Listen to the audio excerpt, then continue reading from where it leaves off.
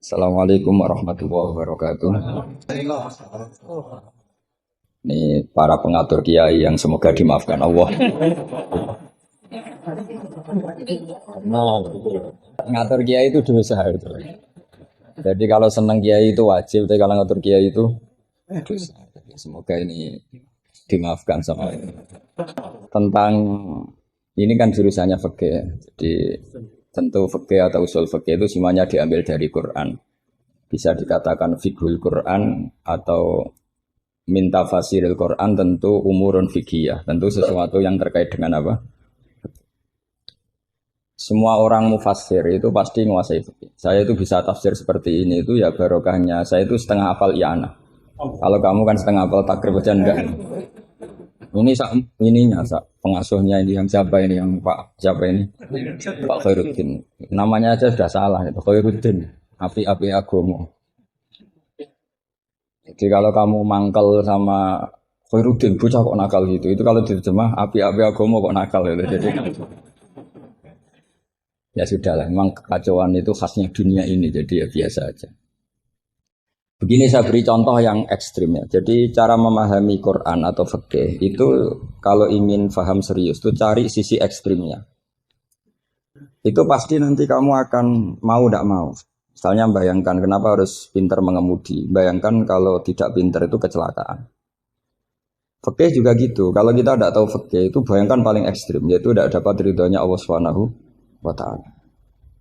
Nah, kenapa demikian? Karena hadan nabiyyu, ini nabi adalah musyarri' atau yang punya otoritas syariat.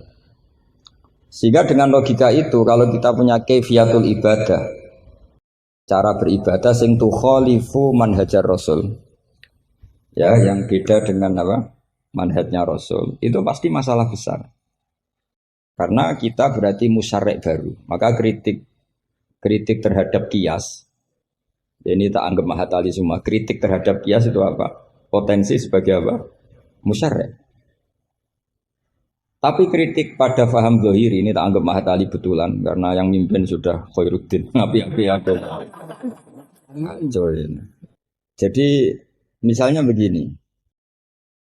Sesuatu yang sama itu kadang berdasar riwayat itu ketentuannya beda. Misalnya kalau kita pakai urutan dosa akbarul kabair, satu itu al-isyrak billah. Kedua adalah qatlul mu'min. Ketiga adalah az-zina. Tapi kadang-kadang untuk mengisbatkan seseorang musyrik atau mengisbatkan seorang itu sebagai qatil, itu saksinya tidak sebanyak zina. Logikanya kan semakin akbar, semakin saksinya lebih banyak. Tapi kadang secara riwayat tidak. Sehingga apa yang dikatakan agama? Menurut ahli hadis, ad-din huwa riwayah. Kalau menurut ahli hadis, agama itu riwayat. Karena kalau kita melogika, takut kita sebagai musyarri', sebagai penentu lain atau rivalitas dari Nabi dalam membuat aturan apa? Syariat. Oposisi ya kira-kira. Sehingga beragama itu harus riwayat. Nah karena beragama harus riwayat itu, saya termasuk orang yang menghafalkan hadis banyak. Saya tuh hafalan saya hadis itu banyak sekali. Bukan karena ingin lulus ma'adali, itu sudah ada ikhlas kalau ingin S1 barang itu. Tapi ya gak apa-apa, gak ikhlas juga gak apa-apa. Semoga dimaafkan Allah. Tapi saya hafal hadis itu bukan niatnya kayak jenengan ingin jadi apa? S1 terus guru TPQ nanti ketemu banyak ustazah yang cantik itu gak bener itu niat itu. Tapi memang aturannya seperti itu. Saya beri sekian contoh. Kalau agama itu tidak selalu mengikuti logika kita. Saya memberi contoh logika sosial. Karena ini yang paling mungkin dalam perdebatan ijtihad. Kalau ubudiyah kan kita sudah taslim ya. Cara sholat pasti seperti itu. Tapi saya beri contoh sosial. Menurut Anda jujur itu baik apa enggak? Kita pasti mengatakan jujur itu baik. Tapi kebaikan jujur menurut agama itu harus berbasis halal dan haram. Begitu juga senyum, begitu juga komitmen. Itu setelah halal haram. Tadi saya sudah bilang sama Gus Hasan Sadili, akhlak itu di bawah hukum. Andai kan senyum itu ibadah, itu orang-orang nakal yang rayu lelaki hidung belang, itu semuanya tukang senyum. Kadang ustazah sering merengut karena kurang bicara atau apa tidak tahu. Nah, nanti kalau senyum itu ibadah berarti mereka lebih sering ibadah karena sering senyum. Itu kalau sampean maling tidak konangan lapor ke pimpinan, mesti dianggap wah kamu bagus. Karena maling tidak konangan. Tapi ya bagus dalam konteks maling. Kamu judi kemudian kalah, kamu bayarkan sama yang menang. Kamu ya dipuji pejudi yang baik. Karena berkomitmen. Nah kita tidak pernah tahu sebetulnya kata baik itu harus berbasis syariat. Sehingga kita tidak pernah muji senyum itu baik, berkomitmen itu baik kecuali ba'da'an wa faqadzalika kullu syariat Rasulullah sallallahu alaihi wasallam. Sehingga istrinya Nabi itu diajarin syariat itu beda dengan logika. Jadi kalau mbak-mbak ini yang cantik itu sering senyum sama Ustadz ini Pak Khairuddin itu haram. Karena dia pasti GR dianggap cinta. Nah, itu kesunatannya merengut, itu secara agama kesunatannya itu merengut. Apa bahasa Maduranya merengut tuh? Oh, saya beri contoh, tidak betapa agama itu riwayat. Ya nisa an-nabi lastunna ka ahadim minan nisa. Ini taqaitunna fala takhdu'na bil qauli. Fayatma alladhi fi qalbihi marad. Wahai para istrinya Nabi, jika kamu ngomong sama lelaki lain, fala takhdu'na bil qauli, jangan terlalu sopan. Takhdu'na itu dari kata khudu. Karena kesopanan seorang perempuan cantik pada lelaki yang enggak benar itu mesti ditafsirkan yang macam-macam. Jadi kalau mbak-mbak cantik bilang, monggo Pak Ustadz Khairuddin mampir ke saya. Wah pikirannya, meskipun Ustadz itu mesti pikirannya kemana-mana. Padahal tujuannya mbak-mbak itu mau tanya bab istikhadah. Tapi ini mesti enggak Khairuddin lagi pasti. Sudah agak-agak Saruddin.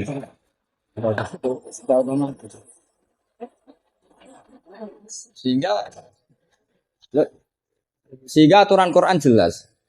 Kebaikan khudu, kebaikan sopan itu harus ada ukurannya.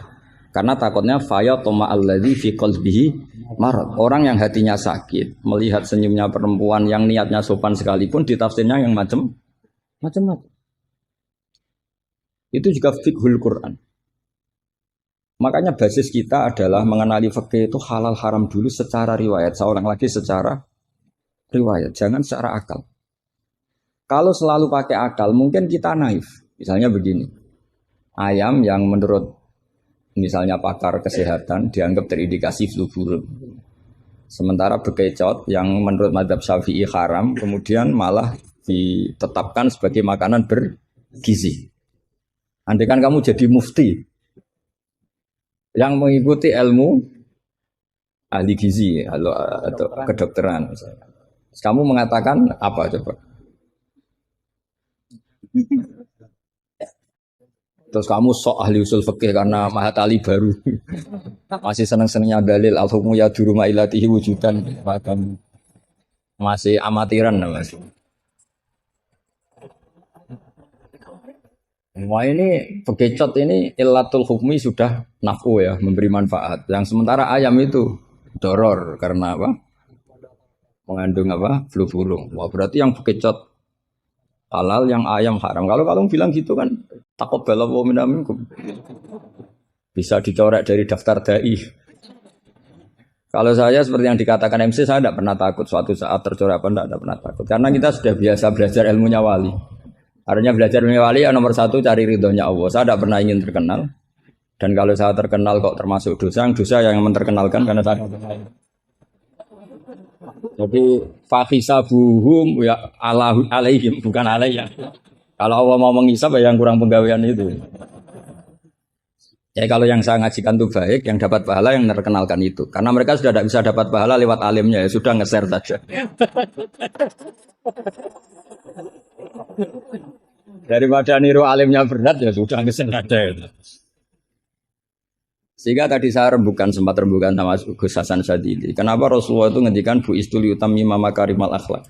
Makarimul akhlak itu mutammimah, penyempurna. Tapi setelah basis halal haram. Tanpa itu nggak bisa ada makarimul akhlak. Apa artinya senyum sebagai makarimul akhlak dilakukan fasikoh yang menggoda lelaki. Coba lembaga-lembaga rentenir itu yang cantik-cantik itu tukang senyum enggak?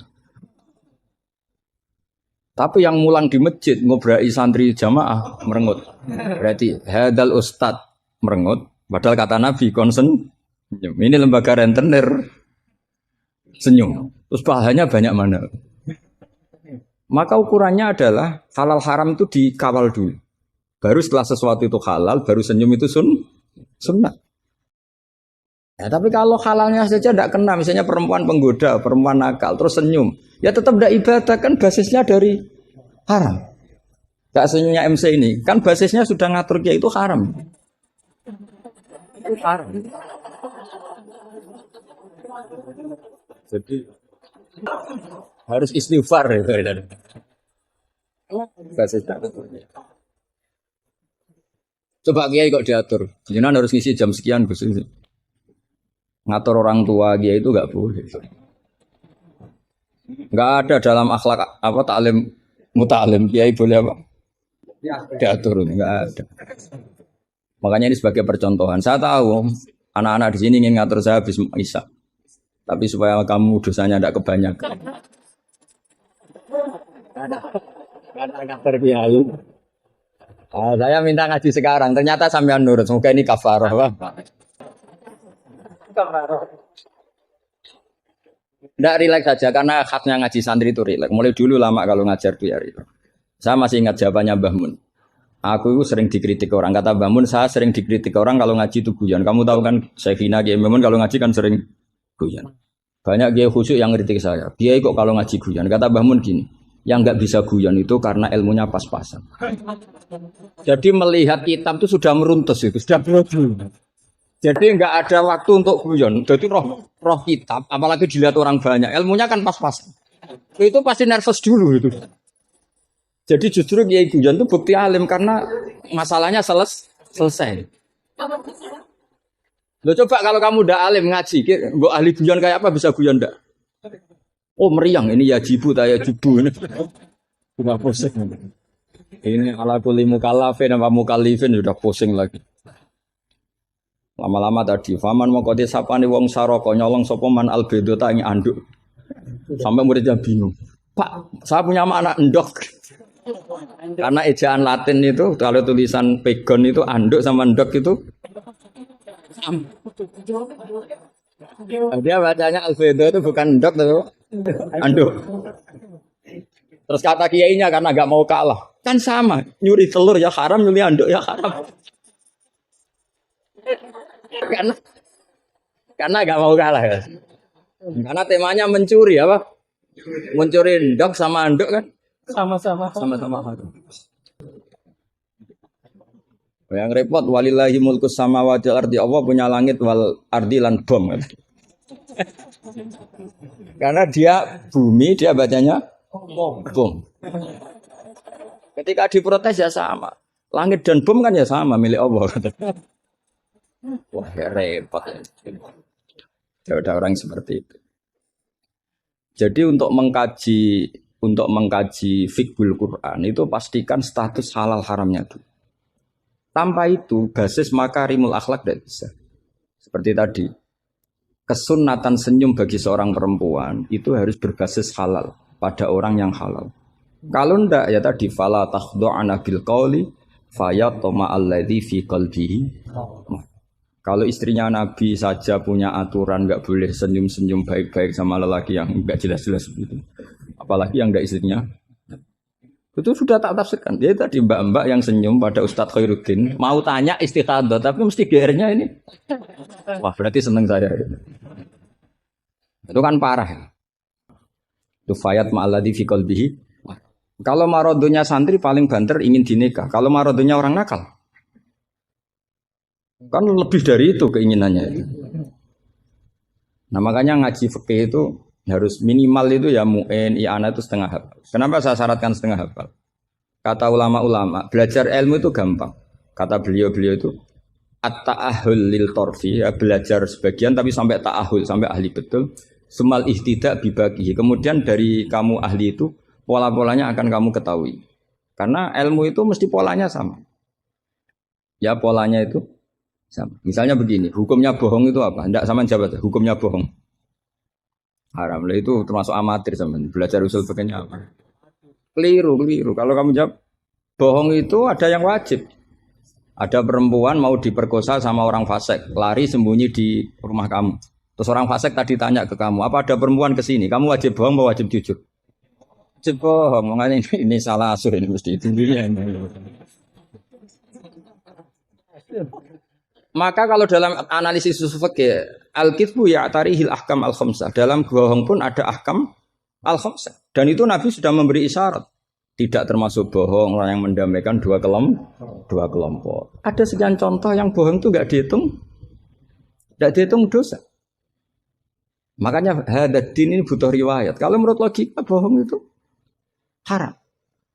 Tapi misalnya ada seseorang fasikoh, misalnya lonte nakal, janjian sama hidung belang. Malam ini tak booking, kamu tak bayar. Itu wajib nepati apa wajib ingkar aja, Pak? Kalau kamu bilang nepati janji itu wajib, berarti ini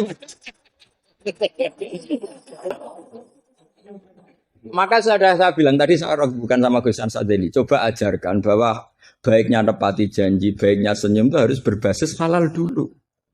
Kalau senyum yang melakukan perayu fasiko, ya jadinya haram. Nepati janji yang melakukan fasiko, ya jadinya haram karena janjian untuk melakukan perzinahan. Nah ini kamu harusnya fikihnya Mahatali harus seperti itu. Jangan nurut Pak Khairuddin ini apa? Ini amatir. Masalah. Masa kenal saya baru ini sudah ngatur. Ini harus sepakat yang ngatur kiai itu bisa. Wong guru saya aja jarang ngatur saya kok orang lain ngatur. Itu Mbah Mun kalau nimbali saya mesti takoi nak pas nganggur kontrene. Ini ndak ngundang tanggalnya, jamnya diatur. Semoga Allah mengampuni.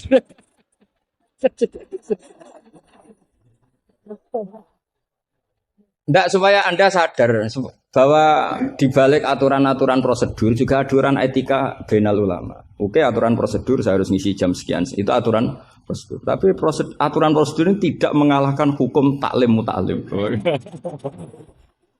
Makanya semoga ngerubah jadwal ini bagian dari kafaroh ya. Saya teruskan. Jadi fikih itu harus Anda itu harus setengah hafal. Ya minimal takrib mu'in. Nah, barokahnya setengah hafal ini kamu punya basis. Basis, kalau basisnya kuat nanti bisa ihtida ila bagi. Misalnya begini. Kalau kamu maknani qasrus sholat itu apa? Coba. Tidak jawab saja. Meskipun amatir jawab saja. Qasrus sholat. Apa gurunya yang tak tanya? Nanti kalau nggak tahu malu kan. Ya kalau murid nggak benar kan pantas. Meskipun nanti nggak benar saya nyalakan gurunya juga. Coba jawab, qasrus sholat itu apa coba? Loh iya, maksudnya gimana? Dari 4 menjadi 2. Kalau dari 3? Enggak kan? Dari 2? Enggak bisa. Itu pengetahuan standar ya. Amatir. Tapi cukup lah. Cukup untuk ngelamar anak Pak Kaji itu sudah. Tapi sebetulnya ada qasrus sholat yang makna lain, yaitu minal wujub ila tarkil wujub, atau minal haram menjadi tidak haram, atau minal ibtal atau mubtilat menjadi tidak mubtilat. Karena ayat itu turun ketika perang. Wa idza darabtum fil ardi falaysa 'alaikum junahun an taqsuru minas sholat. Itu ulama tafsir itu ijma, dan ini Anda pasti tidak tahu. Karena gurunya aja belum tahu ini. Itu sebetulnya ayat itu bukan turun tentang rubaiyah menjadi sunaiyah. Tapi tentang hamlud dam fi sholat itu enggak boleh. Tapi gara-gara perang menjadi boleh.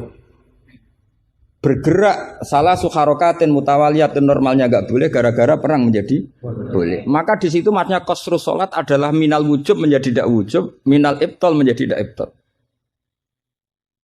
Tapi kan kita kan dari dulu belajarnya amatiran gini. Jadi ya sudah qasrus sholat pokoknya papat jadi 2. Itu sudah pinter. Makanya di antara yang terusannya ayat itu kamu harus membawa pedang. Karena padahal membawa pedang ini kadang mulat toh bidam. Pedang ini penuh dengan darah. Jadi antak suruh minas sholat tentu makna pokoknya seperti tadi 4 menjadi 2. Tapi ada makna yang justru dibawa oleh sejarah ayat itu sendiri, yaitu normalnya orang sholat tidak bawa darah, tapi ditoleransi saat nggak boleh gerak, ditoleransi saat perang. Misalnya sholat, istiqbalul kiblat wajib enggak? Wajib. Tapi fi syiddatil khaufi wajib enggak? Enggak. Nah, itu ya qasru sholat namanya. Jadi qasru maknanya mencendak, memperpendek dari syarat misalnya 100 atau 10 menjadi tinggal 4. Jadi qasru itu misalnya syara itu sihati sholat 10 gara-gara syiddatul khauf menjadi 4. La minas asroh ilal arba'ah ini juga qasru. Paham tak ya? Enggak, kalau ilmu yang kelas tinggi nerangkan ustadznya. Nanti muridnya tanya ustadz. Jadi artinya apa? Kamu bisa memahami gitu tuh kalau mutabakhir bil arabiyah, karena dari awal maknanya qasru itu nyendak. Nyendak itu bisa tadi dari syarat 10 menjadi 4. Itu juga qasru. Coba dalam sholat syiddatil khaufi yang dikurting berapa coba? Yang didiskon. Bisa gerak lebih dari 3 kali. Boleh hamlun najasah, yaitu hamlut dam. Boleh tidak istiqbalul kiblat. Bahkan mungkin boleh ngomong dengan kadar yang penting untuk keselamatan orang Islam. Misalnya ada orang Abu Jahal mau bunuh Ustaz Khairuddin, kan bahaya bagi agama ini. Kalau Khairuddinnya meninggal. Terus kamu bilang, ya Ustaz, memperingatkan dia supaya tidak dibunuh. Kalam seperti ini juga tidak membatalkan sholat. Karena tidak dianggap ajnabi. Meskipun ini sangat mufhim, bukan sekedar karena beberapa kalimat. Nah seperti ini itu namanya juga qasru sholat. Tapi kita kadang-kadang terjebak. Qasru sholat itu maknanya ya dari rubaiyah menjadi sunatnya. Tapi kalau kamu nanti ngaji tafsir, ya maksudnya yang sekelas ini ya jangan hanya tafsir Jalalain, itu enggak ada. Nanti kamu protes, Gus Pak sudah tak cari di Jalalain enggak ada. Ya mesti enggak ada. Ya minimal ya tafsir yang 10 jilid. Yang belinya saja sudah susah apalagi bacanya. Ya kan yang belinya aja sudah apalagi bacanya. Kalau pakai Maktabah Syamilah itu kitab bakhil itu namanya. Orang kok enggak mau modal itu. Beli HP 3 juta mau, pas mau beli kitab hanya pakai Maktabah Syamilah. Berapa harganya? 20.000. Itu kriminal menurut saya itu. Untuk calon ulama itu masalah. Karena kalau tradisinya ulama kan baca kitab, ditakriri, dibandingkan, terus dimuqabalah. Karena kalau kutubus Maktabah Syamilah mau kamu takriri gimana ya? Apalagi nyuwun sewu kalau ada tahrif atau apa kita ada ikut tanggung. Saya itu punya kitab Ihya itu kalau enggak 5-6 dari beberapa percetakan yang beda. Karena takut kadang tahrif. Apa? Tahrif itu potensinya begini. Makanya saya sarankan kalau Anda ingin mengkaji tafsir itu minimal i'anah itu setengah hafal. Karena dari hafal, kenapa saya milih i'anah? Karena qoribu ahdin bina, dekat sekali dengan kita. Misalnya sanad saya, misalnya saya Mbah Mun, Mbah Karim, Mbah Hashim pernah ngaji Syekh Mahfud Termas ngaji Sayyid Abi Bakar Sato Sahibul i'anah. Kalau saya sanad dari keluarga saya, malah mbah saya kandung, itu pernah ketemu sama Sayyid Abi Bakar Sato, pernah ngaji. Kalau sanad guru memang saya harus muter sampai 5. Di sebelah kiri juga sama. Mbahnya istri saya namanya Mbah Murtado sama mbahnya Mas Kamil itu pernah ngaji Sayyid Abi Bakar Sato. Sama saya tak cerita.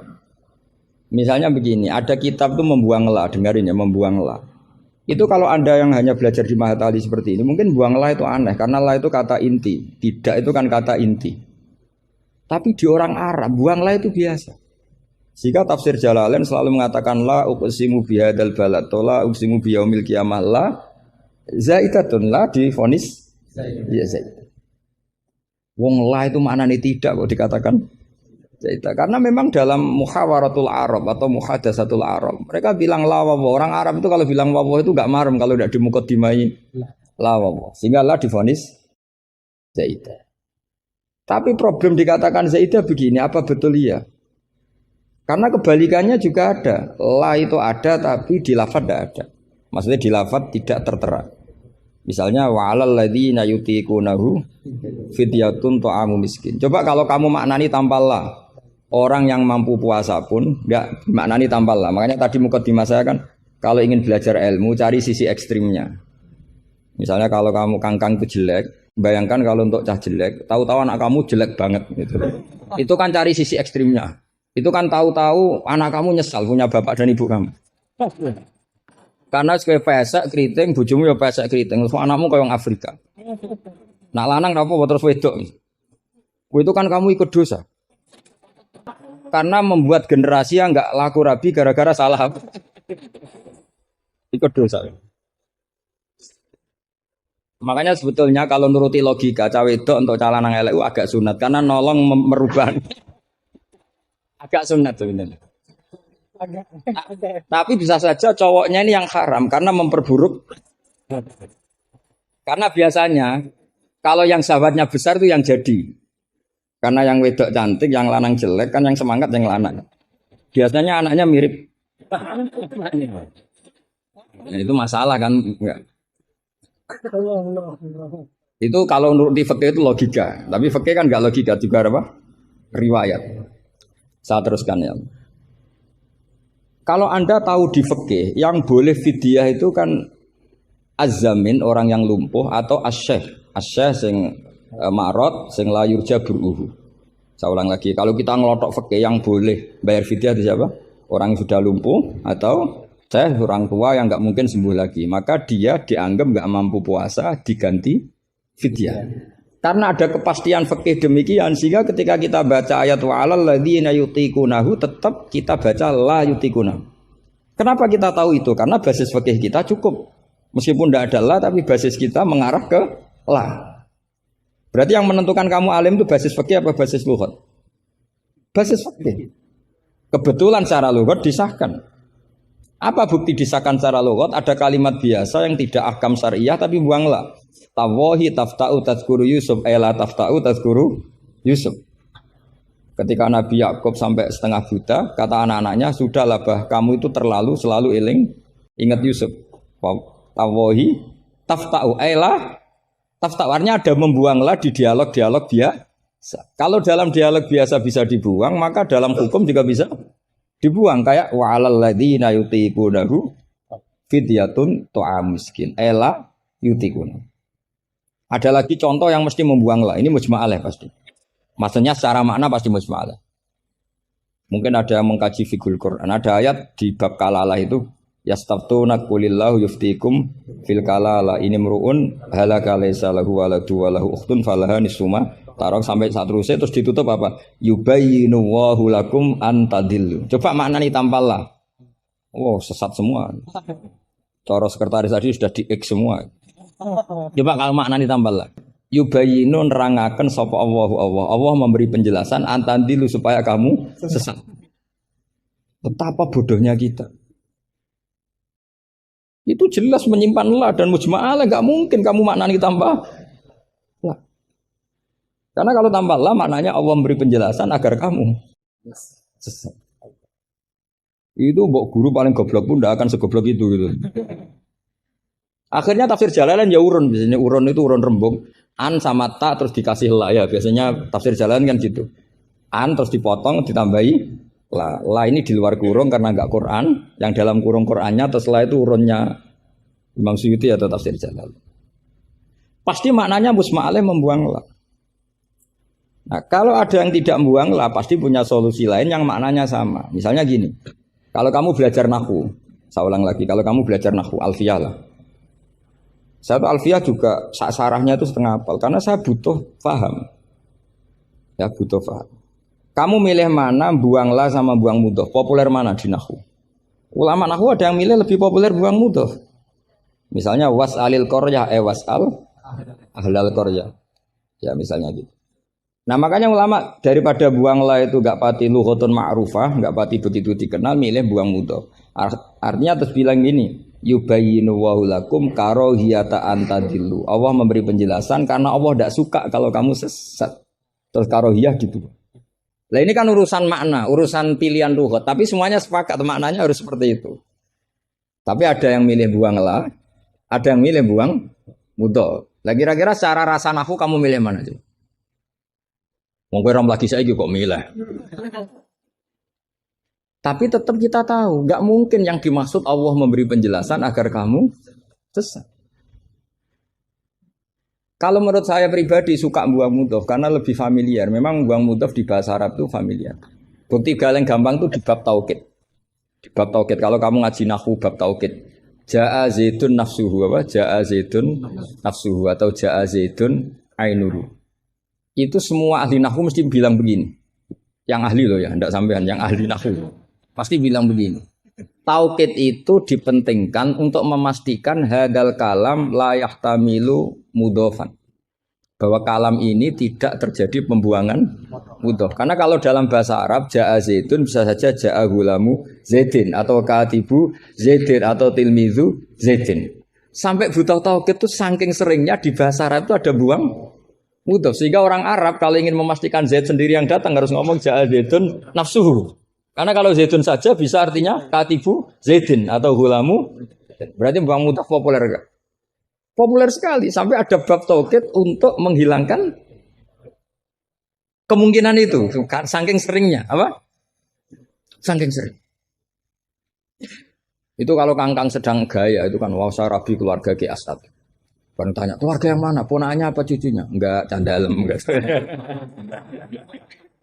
Karena gue gaya-gayanan kan harus ngomong seperti itu. Nah, sehingga dalam level ekstrim ilmu kalam atau ilmu tauhid, saya ulang lagi, saya mukadimahnya tetap sama ya. Cari sisi ekstrim dalam mengkaji satu ilmu, ya cari sisi ekstrim. Misalnya kalau kita tidak membuang mudhof, kamu bisa nggak maknani ini secara ilmu kalam atau ilmu tauhid. Wajah Arabu kawal malaku sofan. Coba maknani tanpa membuang mudhof. Kaya Allah kaya dirijen. Wajah alan teko sapa buka pangeran sira wal malaikatu lan wal malaku lan malaikat oleh teko sofan hale baris-baris. Jadi sok kiamat itu Allah berbaris. Kriminal enggak kalau dalam ilmu tauhid seperti itu? Kriminal kan karena di sini ada tasbihu wa bil khalqi, menyerupakan Allah dengan makhluk. Atau ayat yang lebih ekstrim lagi. Hal yang zuruna illa satruse illa ayatiyahumu wa fi dzulalim minal ghamam. Allah datang di segumpalan awan. Coba kalau maknani tanpa buang mudhof. Berarti kan ada takayuf. Ada takayuf membayangkan Allah itu kayak makhluk. Jadi bayangkan kiamat Allah baris di depan sebagai pimpinan baris. Terus malaikat di wong ayat terus dalile qala ta'ala wa ja'a rabbuka wal malaku. Iku salah maknane tak goblok wonge kan gitu mesti orang ini. Sehingga mau tidak mau kita takwil. Rabbuka di sini rasulu rabbik. Sama lihat di tafsir ahli sunnah wal jamaah. Rabbuka rasulu rabbik atau amru rabbik. Saat itu datang perintah Tuhanmu yang mengharuskan para malaikat berbaris. Bukan Rabbuka dengan arti zat. Karena Allah sebagai zat la yahullu fi makanin. Allah wajib mukhalafatul hawadits. Nah, kalau Mahat Ali mau mengkaji fikih itu juga harus mengkaji lughat. Saya itu mengkaji kitab usul fikih banyak, Lubul Usul, Jamul Jawami. Itu di separuh akhir pasti tentang lau itu kayak apa, inna kayak apa, ka'anna. Ya Mbak? Nah orang yang kebangetan berarti khatam. Karena nggak bisa kita mengkaji usul fikih tanpa tahu aturan-aturan lughat. Karena ilmu itu didapatkan dari Quran dan Quran adalah wa innahu latanzilu rabbil alamin nazala bihir ruhul amin ala qalbika litakuna minal munzirin bilisanin Arabimu bin jadi hadal Quran al-lisanul Arabi. Kamu enggak tahu lughat enggak bisa. Makanya pernah ada khotib amatir, ya tentu khotib ini amatir. Kalau ketemu saya pasti tak PHK. Atau tak penjara lah. Bukan sekedar tak PHK tapi tak penjara. Itu ada khotib amatir mendalil ketika khutbah. Yaitu dia mungkin saking gobloknya atau khotib pesenan karena enggak tahu lah pokoknya. Atau ya baru habis dimari istri jadi goblok. Karena penyumbang kegoblokan para kiai itu istrinya kan. Itu kata Pak Said gitu. Kiai pinter kaya apa, profesor pinter kaya apa. Ini kalau kata Pak Hasyim Muzadi itu masyhur ya. Ini ada ponaknya. Banyak profesor yang menjadi goblok karena apa? Istrinya. Jadi sudah belajar teori macam-macam pas mau ke kampus dibentak istrinya. Itu sudah di kampus blank. Hilang gitu. Kiai juga gitu, ilmu sudah disiapkan mau bentak itu tuntas. Itu saya punya cerita dari bapak. Dulu para kiai itu pernah ngaji di dalam di rumah.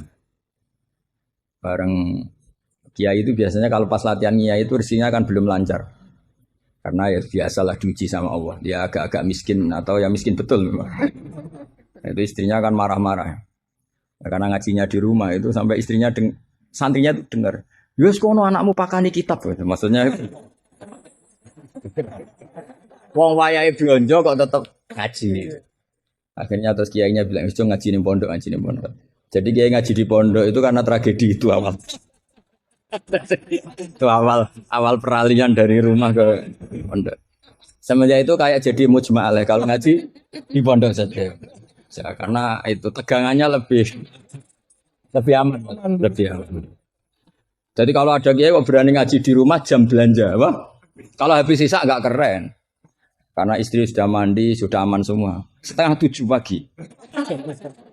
Jadi kalau ada kiai berani ngajar di rumah jam-jam belanja itu tak puji. Apalagi berani di istri kedua, oh tambah hebat. Tambah hebat. Ada yang berani. Terus nggak ada masalah. Apa ada masalah disembunyikan? Banyak, mesti banyak. Saya teruskan. Di sini ada yang hafal Quran santri kamu? Ada. Gurunya hafal nggak? Itu masalah. Bid'ah itu termasuk. Muridnya hafal, gurunya enggak. Si khotib tadi dalil begini. Wala tangkihul musyrikati hatta yu'min. Yaitu tentu nakahah itu hanya muta'addi 5 fulin wahid. Ya saya ulang lagi, nakahah itu muta'addi 5 fulin wahid. Yang binafsihi ya. Yang apa? Binafsihi. Kamu harus belajar nahwu. Saya bisa tafsir seperti ini ya barokahnya saya pernah nakriri alfiyah, saya pernah. Sampai sekarang saya itu masih belajar ilal. Kamu jangan kira saya sampai sekarang masih belajar ilal. Karena saya tahu ilmu ini sudah mau mati. Karena yang Mahatali aja tidak mesti bisa, apalagi yang enggak. Padahal maknanya Mahatali itu apa? Kelas tinggi. Buat tinggi bingungnya, buat ilmunya ada tahu. Al-alif fitahayyur au fil apa ada. Alinya kan kalau dalam ilmu balaghah kalau makmul dibuang itu umum. Jadi enggak jelas al-alifi apa kan enggak jelas. Karena makmulnya dibuang. Jadi ini bukan saya gojlok, memang secara ilmu balaghah gitu. Kalau makmul dibuang itu umum. Jadi harusnya sampean tanya, "Pak, ini ali apanya, Pak?" Ali ilmunya apa ali? Karena tadi kadang santri itu enggak berani boyong. Saya pernah punya cerita unik dari Mbah Mun. Kiai itu latihan, jadi kiai itu latihan. Kata Mbah Mun gini, saya itu pernah husnudzon sama santri yang kalau pereinan itu tidak pulang. Itu Mbah Mun anyaran Kiai itu dipuji, wong pereinan kok tidak pulang, berarti capek, sergep itu. Tapi Mbah Mun itu betapa kecewanya ketika santri itu dipanggil, "Cung, pereinan kok tidak pulang, kenapa?" Nah, ning omah kan ngarit, Mbah.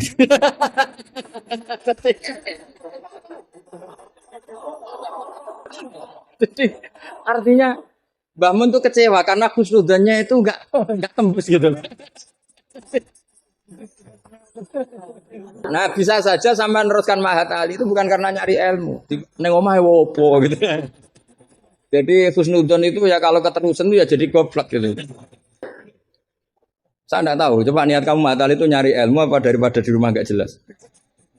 Enggak usah dijawab itu, sudah kita sudah dijawab. Ya, wala tangkihul musyrikati hatta yu'min. Terus wala amatum mu'minatun khairum min musyrikati walau ajabatkum. Karena depannya wala tangkihu, berarti maknanya kan gini.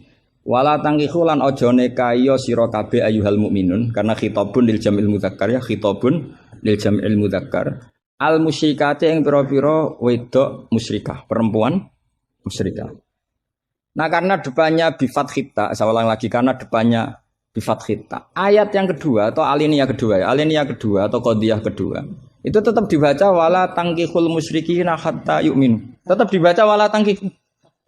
Itu sehingga orang Arabia enggak hafal Quran, tapi dia malakah bil Arabia. Saya ulang lagi, dia ada ahli Quran tapi malakah bil Arabia karena dia dzauqus salim, al-urbul khulsu, dia orang Arab asli yang belum tercampuri oleh mu'arrab, oleh Arab-Arab palsu. Tidak Arab muwalladin kalau dalam bahasa balaghah. Terus bilang gini, ya khotib, katanya Pak Khotib, apa betul itu Quran? Kalau itu betul Quran, saya kecewa dengan Quran. Kan? Karena maknanya menjadi gini. Wala tangkihulan ojo nekai siro kabeh para mukmin lelaki. Karena khitabun jamil mudzakkar. Al musyrikina ing lanangan musyrik. Yang mau nikah sama lelaki musyrik itu ya siapa? Gitu. Mbok ndak usah dilarang ya ndak akan kita lakukan gitu. Mas, artinya gini kan menjadi tidak mutu kan. Misalnya saya ngandani jenengan. Kang, ini kan kalau di sini bahasa Madura Kang ya Kang sama. Kang kowe aja nikah mbek Pak Khairuddin. Loh, enggak usah dilarang juga enggak akan kamu lakukan. Bisa muta-muta kamu kalau nikah sama lelaki kan gitu. Tapi kalau dibaca bifat khita maknanya seperti itu. Kalau bifat khita maknanya seperti itu. Maka semua ulama qurra ijma, saya ulang lagi ijma bacanya bidomit ta apa? Sehingga maknanya gini, wala tungkihu lan ojo nekahno sira kabeh para wali, terus maf'ul awalnya dibuang bana tikum ing pira-pira anak wedok sira kabeh atau mauliyatakum ing wong wedok sing mbok waleni sira kabeh. Jadi hadhil ayat khitabun lil auliya wala tungkihu ayyuhal auliya wala tungkihu lan ojo nekahno sira kabeh para wali bana tikum ing pira-pira anak wedon sira kabeh mbok nekahno al musyrikin ing lanangan musyrik. Itu baru benar. Kebetulan di Jumatan itu ada orang alim. Ya orang alim itu bisa saya, bisa Pak Khairuddin. Tapi andaikan di polling pasti orang milih saya. Ya. Maksudnya sementara ini, tapi nanti nggak tahu saya. Kalau dia sregep terus nyalip saya nggak tahu. Tapi itu agak mohal lah itu. Agak mohal. Ya setidaknya mohal adatan, bukan mohal yang ini. Ya, mohal ya. Mohal adatan ya, bukan mohal yang kotan tapi mohal apa? Adatan. Ya bukan modal aklan ya. Terus ada kiai bilang gini, ndak itu yang salah ndak Qur'annya, khotibnya. Itu semua Quran bacanya bidomit. Maka kalau sampean mengkaji Quran itu harus seperti ini, cari sisi ekstrimnya. Betapa fatalnya kalau kita salah harokat. Tapi dengan membayangkan gitu kan apa salah harokat kan buruk betul gitu karena maknanya jadi parah ya, bisa berubah. Sehingga kita lah, tapi karena orang kadang wala tangihu itu bifat khita terus belakangnya ikut dibaca wala tangihu. Coba kalau kena adzauqus salim minal urbil khulsi, orang Arab yang masih murni itu iskal betul karena maknanya menjadi dan jangan kalian menikah sama lelaki musyrik. Gua enggak usah dilarang ya gak akan terjadi. Nah terus kembali lagi ke fikih. Jadi pastikan fikih dulu. Kalau fikih sudah dipastikan, kamu baru tahu tentang lughatul Arabi atau istimalul Arabi atau al-lughatul Arabiyah. Tapi saya bahasakan lisanul Arabi. Saya beri contoh terakhir. Ini kan kebetulan tidak dibatasi. Yang saya dibatasi saja mau mengakhiri ini. Saya biasanya kalau ngisi ya 35 menit. Ini tinggal 5 menit.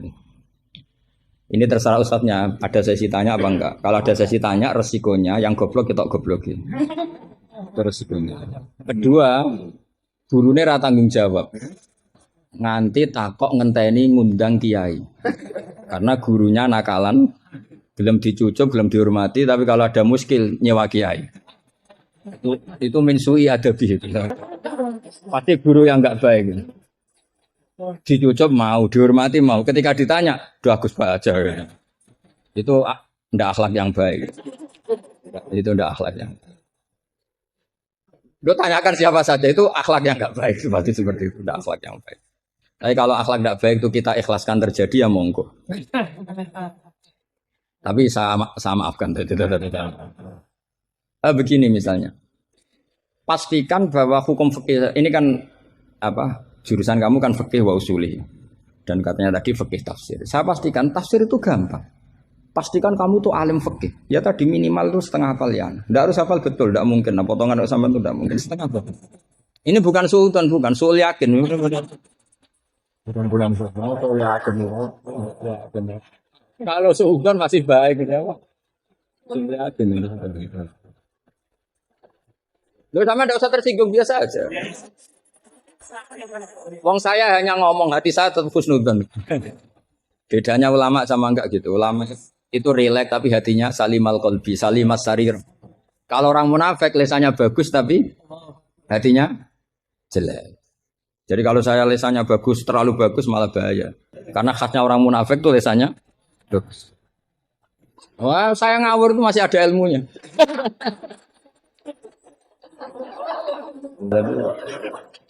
Saya ngawur sama kamu udah ngawur itu masih bener saya ngawur.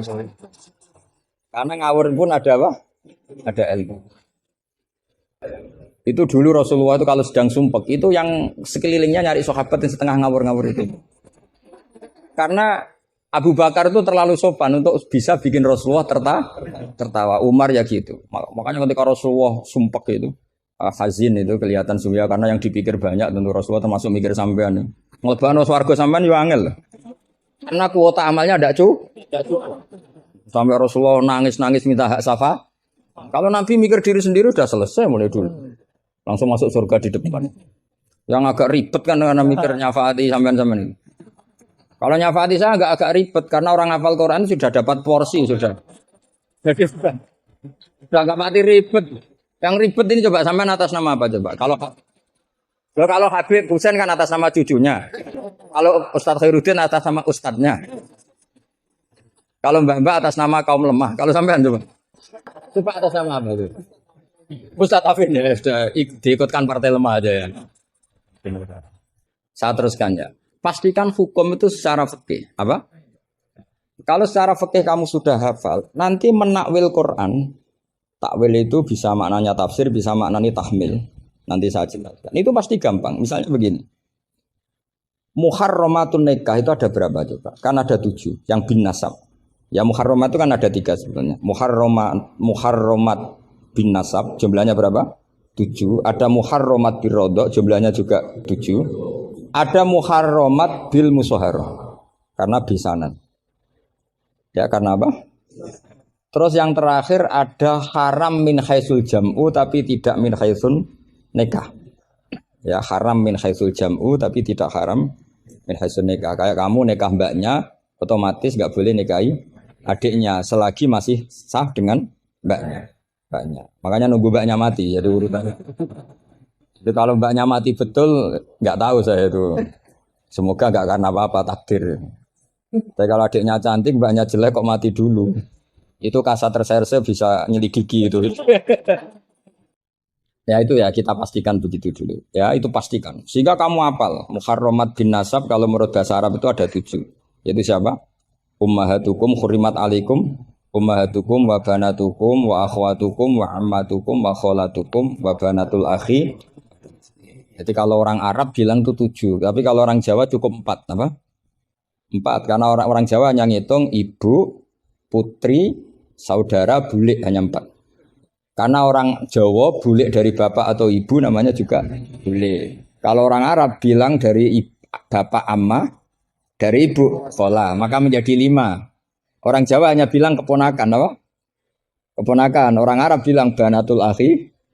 Banatul ukhti. Jadi kalau orang Jawa bilang lebih simpel karena ammah sama ya karena sama ammah sama kholah dihitung 1 ya kan. Bule ponakan dihitung 1. Sementara di Arab dihitung 2. Terus rodok terus tadi musoharo. Terus min haisul jam'u. Kita ketika ngaji taktib jam'u itu diteruskan. Tidak sah menjam'u baina mahromaini. Tidak diresaksikan bainal ukhtaini tapi baina mahram ini. Tidak boleh menikahi perempuan yang ada hubungan mahram. Pengandaiannya gimana? Imro'atani sing lau furidot ikhdahuma dzakaron tidak boleh nikah. Jadi yang dikatakan 2 mahram apa? 2 perempuan yang andekan salah satunya lelaki tetap haram nikah. Berarti misalnya apa? Mbak sama adik, andekan salah satu lelaki kan enggak boleh nikah. Keponakan sama bule, andekan sang satu lelaki kan enggak boleh nikah. Perempuan dengan mbahnya, andaikan salah satu lelaki kan nggak boleh nikah. Nah, tapi Quran hanya ngendikan wa antasma'u bainal ukhtaini illa ma qad salaf. Tidak boleh mengumpulkan 2 saudara. Andaikan Anda terjebak tekstualistik, maka Anda hanya mengharamkan jam'u bainal ukhtain. Dan itu bahaya betul secara fikih, kriminal besar. Ya. Karena kamu berarti menghalalkan orang menikahi perempuan berbarengan dengan bulenya. Kadang kan bulenya juga masih cantik. Ya, atau misalnya yang kamu nikahi umur 17, 18, bulenya umur 30. Terus cantik bulenya.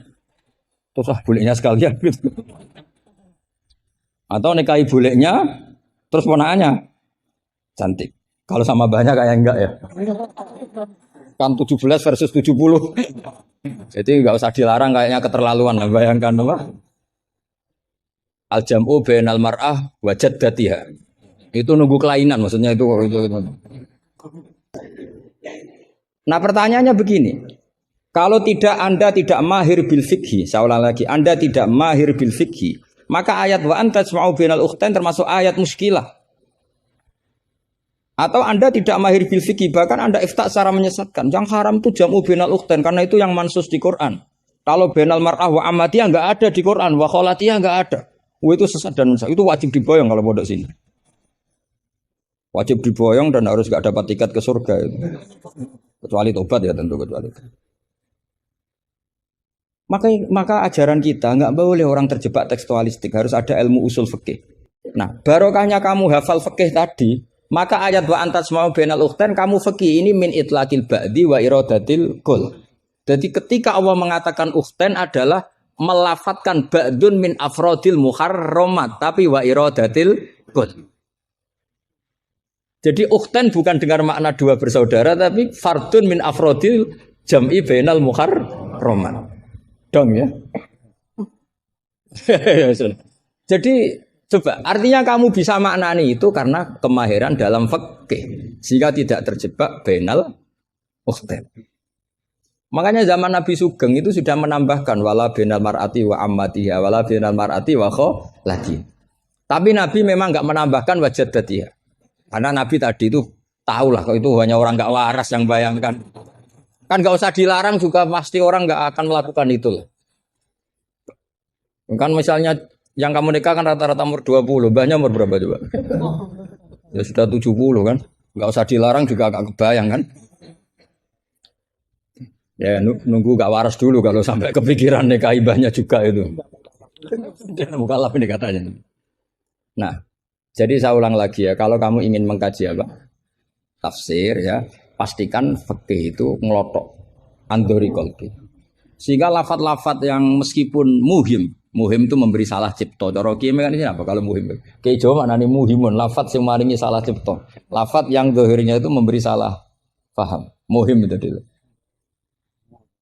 Ya kayak tadi loh, wa antasma'u bainal ukhtain kan hadil ayat tuhimu seakan-akan yang haram itu hanya jam'u bainal ukhtain. Itu apa kalau bahasa Madura? Apa? Itu bahasa Indonesia, enggak bahasa. Itu bangsa Indonesia, ada bangsa Madura yang menurut bangsa Madura. Kalau tadi makna bangsa Indonesia bukan. Pokoknya seperti itu. Jadi kepastian, makanya menurut saya tradisi guru-guru kita, ya mulai Mbah As'ad, mulai sekarang ada Gus Azaim, mulai dulu ada semuanya lah, ada Gus Fawaid. Tradisi guru kita ini sudah benar. Orang itu nggak boleh belajar tafsir Jalalain sebelum belajar mabadi fikih, pesolatan, sulam taufik, sulam safina. Sekarang itu termasuk minal fitan besar, termasuk fitnah besar sekarang. Orang belum belajar apa-apa langsung belajar tafsir. Saya ini kecelok ahli tafsir, tapi belum pernah saya baca tafsir secara masif. Saya tiap ngajar tafsir pasti ngajar fikih. Saya sampai sekarang masih ngajar Muhadzab, ngajar Fathul Wahab. Bahkan kitab terkecil fikih pun saya ajarkan, yaitu Sulam Taufik. Saya ngaji tafsir hanya 2 minggu sekali. Itu pun saya mesti ngomong fikih. Karena takut tadi. Takut orang-orang itu hanya ngomong tafsir, tidak ngomong apa. Itu termasuk ngaji khasa tafsir itu mesti ngomong fikih. Bahkan Pak Quraisyihab, Profesor Quraisyihab mengagumi saya dari segi saya selalu ngomong fikih. Karena tadi gak kebayang tafsir ini kalau gak dikawal fikih coba. Misalnya kalau antas mau bainal ukhtain terus kamu secara lama bilang, "Oh ini jelas Allah hanya mengharamkan bainal ukhtain." Kalau boleh kan ya masih cantik. Waduh. Itu kalau saya jadi kiainya, saya langsung sujud sama Allah, ya Allah jangan kasih tiket surga. Bukan sekedar tak boyong. Kalau tak boyong masih bagus. Tapi kalau kita ngelotok fikih, secara fikih sudah angzori kolbin pasti tahu. Hadil ayat ini cara balaghah min itlaqil ba'di wa iradatil kul. Jadi ketika Allah menyebut bainal ukhtain mewakili makna bainal mahramin. Apa? Bainal mahram. Itu kan sama seperti Nabi ngendikan tawaf cung yo ning Hajar Aswad. Manane ya semua Ka'bah. Ora kok kowe mau bengi Hajar apa? Hajar Aswad. Itu biasa dalam bahasa Arab seperti itu. Sama seperti Nabi, orang baik adalah yang memegangi anak yatim, ngelus-ngelus kepala anak yatim. Kayak ngelus-ngelus tok bisa wong akeh. Maksudnya ngelus-ngelus itu bukti tarohum, apa? Sayang lah, sayang itu dibuktikan dengan memberi kebutuhannya. Jadi ngelus-ngelus itu ya sambil ngasih 50.000 atau ngelus-ngelus tok ya repot. Iki kiai aneh cah yatim dikumpul loh. Dilus-lus tok karena hadisnya mau masur sil yatim. Ya ada seperti itu. Masui wa ibaratun anit tarohum. Wa tarohum ya min ayakuna infakon au ghairu infak. Ya harus seperti itu mau tidak mau. Kan makanya terus di pondok-pondok diajarkan bala kok. Kalau nggak diajarkan bala kok repot. Coba kalau kamu nggak ngaji bala kok. Ayat ini maknanya arah kamu masuk neraka, tak jamin masuk neraka. Nanti tak pesankan imam siapa? Malaikat Malik ya, bagian ngurusin neraka. Tak suruh mendaftar di depan gitu kan. Coba kamu maknani tanpa balaghah. Yukhadi'una wa huwa khadi'uhum coba. Yukhadi'una bodoni sapa wong akeh Allah ing apa. Wa huwa lan utai Allah ya khadi'um bodoni mereka ya coba. Wah, tadi mereka menipu Allah apa balas? Kan kacau kan. Seperti itu ulama balaghah sepakat ini mimbabil musyakalah apa mimbabil musyakalah karena mereka menipu Allah maka musyakalahnya dikatakan wahwa khadihum tapi dengan makna yang berbeda. Jadi maknanya wahwa Allah khadihum yang membalas tipuan mereka. Padahal kata membalas itu tidak ada di situ. Tapi kalau kamu maknani khadihum dan Allah menipu mereka berarti kamu nyifati Allah sebagai itu kafir berat. Bukan kafir ringan. Nah makanya kalau kamu mau belajar balaghah, cari sesi ekstrimnya. Betapa bahayanya kalau tidak belajar balaghah, maka wahwa khadihum kamu akan salah makna. Juga begitu juga di wa antas mau benal. Jadi kembali ke depan bahwa kita kalau mau mengkaji ilmu itu cari sisi ekstrimnya. Supaya kamu tahu betapa bahayanya kalau tidak menguasai ilmu itu. Pasti apa fasuilu fa'afto biwiri ilmin fadallu waduh. Saya melihat bahwa kita ini sudah subjek, bukan objek. Karena setahu saya, santri-santri itu misalnya ngapalkan alfiah capek, terus manfaatkan lihat sinetron. Jadi mereka itu alat untuk kita terhibur. Bukan kita diperalat sinetron, tapi kita memperalat sinetron. Misalnya tadi beliau cerita bapak-bapak jadi korban karena ibu-ibu melihat bapak-bapak yang ganteng pakai jas uangnya banyak. Sebetulnya ibu-ibu juga jadi korban karena nggak secantik yang di TV. Jadi ini penting saya ketahui. Begitu juga melihat Real Madrid misalnya. Kita ini kalau ngidolakan pemain lokal, kan datangkan pelatih, ngelatih itu mahal, bikin stadion mahal. Mendingan ngidolakan yang sudah jadi. Lagi-lagi mereka kita jadikan objek dari keinginan kita yang nggak mau repot-repot ya beli yang instan gitu. Jadi ini mungkin yang saya beda dengan beliau. Saya ini sering ketemu para dokter, para profesor di Jogja. Bahkan saya bikin komunitas grup diskusi kematian. Itu profesor-profesor yang mau mati itu sering diskusi sama saya. Kenapa ini penting? Karena mereka bilang gini, Pak Bahak, dunia ini pasti kita tinggalkan saja, perumusnya banyak. Masa kematian yang kita songsong nggak ada rumusnya gitu. Makanya kita bikin tim perumus kematian. Terus saya bilang, ini bedanya profesor sama intelektual. Kalau intelektual itu diskusikan yang profan, dunia itu profan, nanti habis. Kalau kematian itu abadi. Maka untuk orang jadi profesor, sarannya harus tahu tentang kematian. Dari provokasi ini banyak teman-teman diskusi kematian ini. Ini penting saya utarakan karena dunia apapun hebatnya, seperti yang dipandang Mas Hakim, bisa dibalik juga. Misalnya orang bilang Israel nggak bisa dikalahkan. Sebetulnya hingga sekarang pun Palestina nggak bisa dikalahkan. Hebatnya apa? Israel nyatanya tidak bisa menghilangkan Palestina. Paling di Google dihapus gitu saja. Sama.